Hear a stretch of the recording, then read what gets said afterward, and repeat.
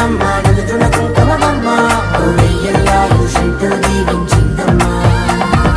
తెల్ల తెల్లవారే వెలుగు రేఖలా పచ్చ పచ్చ పచ్చి మట్టి బొమ్మలా అల్లి బిల్లి వెన్న పాల నురగలా అచ్చ తెలుగు ఇంటి పూల కొమ్మల. కలలో కలవరమై కలవరమై గుండెలో పరవశమో వరమై కలలో